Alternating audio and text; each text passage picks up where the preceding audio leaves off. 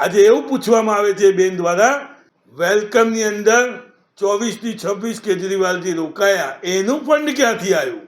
હું આજે હર્ષ સંઘવીને સીધો પૂછવા માંગુ છું. ખરેખર આખી હકીકત એક ઉપજાવેલી છે, બનાવેલી છે. મને આવીને પોલીસ લઈ ગઈ, મારી પર જે વિડીયો બનાવવામાં આવ્યો. હું એક જ વાત જાણું છું કે જે ફોન થયો હતો, કે જે સામેવાળાના મોબાઈલ ફોનને ફૂટેજમાં આવ્યું છે, એ ફક્ત અને ફક્ત મેં આઈબી વાળાને ફોન કર્યો છે પૂછવા માટે કે તમારે શું જરૂરિયાત છે. અને તેની અંદર જે મારા પદ અધિકારી છે કેશવ ચૌહાણ, એ બી કોન્ફરન્સ કોલમાં હાજર હતા.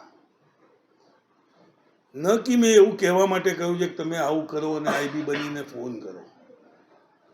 આ બધી વાત સાઈડ પર રાખી અને જ્યારે મને ત્યાં લઈ જવામાં આવ્યો, અને ત્યાં એક મેડમ આવે છે જે એક રૂમની અંદર પોતાની જાતને પીઆઈ બતાવી અને મારી સાથે 2 કલાક ચર્ચાઓ કરે છે.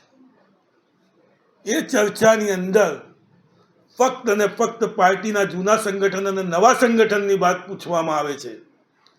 તો શું મને ત્યાં એટલા માટે લઈ જવામાં આવ્યો હતો કે પાર્ટીનું સંગઠન કેવું છે, જૂનું શું હતું ને નવું શું હતું?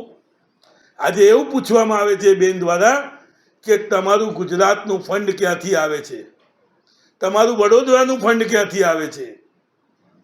વેલકમની અંદર 24 થી 26 કેજરીવાલજી રોકાયા, એનું ફંડ ક્યાંથી આવ્યું? હું આજે હર્ષ સંઘવીને સીધો પૂછવા માંગુ છું કે શું તમે આ રાજનીતિ કરવા માટે લોકોને પકડવા, લોકોને ધમકાવવા, લોકો પર ખોટા કેસ કરવા?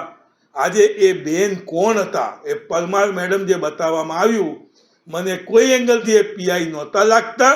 મને પૂરેપૂરી ખબર છે, હું પાકું જાણું છું કે મને ત્યાં આ બધું મારું સંગઠન જાણવા માટે, એની પૂછપરછ કરવા માટે જ ઈન મીન તીન કરીને ત્યાં લઈ જવામાં આવ્યો હતો. મારું કોઈ કાવતરું નથી અને હું પાર્ટીનો હંમેશા વફાદાર છું અને વફાદાર રહીશ.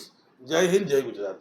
અશોકભાઈ, આણંદ એસપીઓ દાવો કરી રહ્યા છે કે જે વ્યક્તિ પકડાયો છે એમને તમે જ કીધું હતું કે તમે ફોન કરો એમને અને આ રીતથી જણાવો. આવા બધા દાવા ફોતર છે. આ બધા દાવા તો હું બી એવો દાવો કરું છું કે મેં આવું કોઈ કૃત્ય કર્યું નથી. મને તો ફક્ત ને ફક્ત મારા સંગઠન વિશે, મારા ફંડ વિશે, મારી પાર્ટીના ફંડ વિશે કે મારી પાર્ટીની આંતરિક રાજનીતિ વિશે જાણવા માટે ત્યાં લઈ જવામાં આવ્યું.